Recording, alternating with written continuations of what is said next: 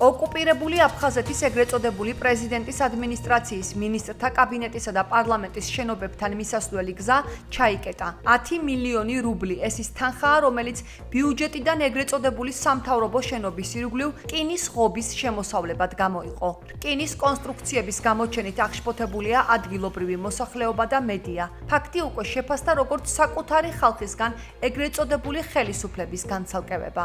ოკუპირებულ აფხაზეთში ფიქრობენ, რომ დე-ფაქტო მთავრობა და პარლამენტი ანტიაფხაზური ეგრეთ წოდებული კანონების მისაღებად ემზადება.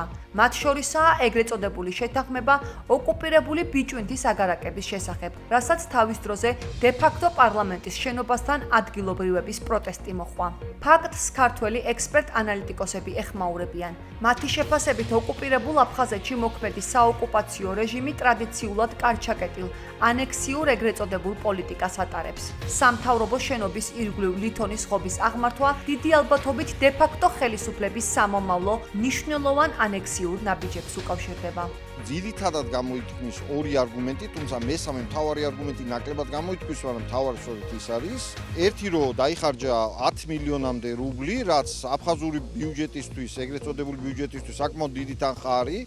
იქ შედარებაც იყო გაკეთებული, რომ გასულ წელს ახალგაზრდული პოლიტიკისთვის მთლიანად 10 წლის განმავლობაში იყო ეს თანხა ანალოგიური თანხა დახარჯული, შესაბამისად ამ ხარჯებს არ ამართლებენ ამ თვალსაზრისით. მეორე მიზეზი, ასე ვთქვათ, რომელსაც ასევე აქტუალურად საუბრობენ, არის ის, რომ აფხაზური ეგრეთ წოდებული ხელისუფლება და ხალხს შორის ისეთი დიდი სოციალური დისტანცია არ იყო. მთავარი მიზეზი რაც არის, მოგეხსენებათ, აფხაზეთში ხელისუფლების საკითხი სამჯერ უკვე გადაწყვიტა მასობრივმა საპროტესტო გამოსვლებმა. ეს ხელისუფლება დღევანდელი დე-ფაქტო ხელისუფლება ჟანია მოსულია ამ საპროტესტო აქციების შედეგად საბოლოო ჯამში და თვითონაც ეშინია, რომ ხელისუფლების დათმობა მოუწევს საპროტესტო აქციების შედეგად. ამიტომ ცდილობს თავი, ასე ვთქვათ, თავის ხელისუფლება დააზღვიოს ამ რისკებისგან და ისეთი, ასე ვთქვათ, ბარიერები აღმართოს მომიტინგეების წინაშე, როგორც არის ეს რკინაბეტონის კონსტრუქციები, რაც იქ გაკეთდა.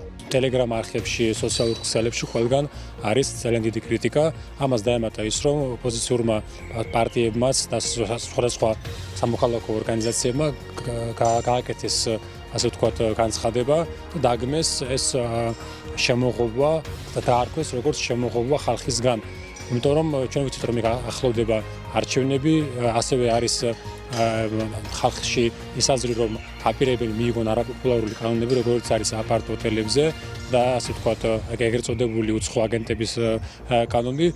აქედან გამომდინარე, ყველა გამოკითხვებში ძალიან დაბალი პოპულარობით სარგებლობს, ასე ვთქვათ, მარიონეტული რეჟიმის ეგრეთ წოდებული პრეზიდენტი ასლამ ჟანია და ყველა ვარაუდობს იმას, რომ ეს შემოღობა არის, ასე ვთქვათ, წინასწარ მიღებული ზომები ხალხის წინააღმდეგობის აღსაკვეთად.